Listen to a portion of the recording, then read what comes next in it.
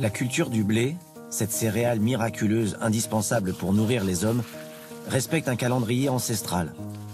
On plante à l'automne, on veille sur les champs tout au long de l'année, avant de faire les moissons pendant l'été.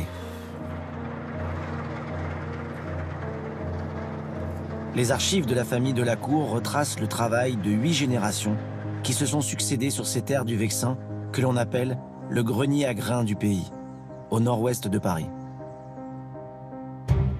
Des archives qui racontent un temps où la France était avant tout paysanne. On a fait la moisson hier avec une moissonneuse-batteuse moderne où on fait des hectares et des hectares en une journée.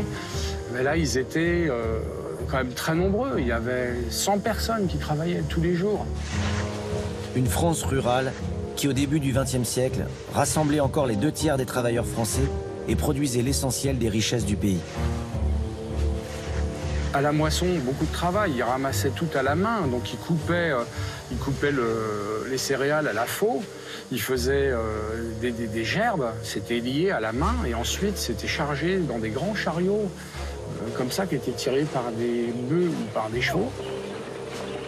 Cette France paysanne vit en 1900 au rythme de l'animal et des saisons. Une vie souvent bien modeste, avec une agriculture de subsistance, où l'on se contente de ce que l'on parvient à arracher à une terre parfois hostile. Le quotidien est ainsi fait de soupe et d'un peu de pain, à tous les repas. La viande reste exceptionnelle et réservée aux jours de fête.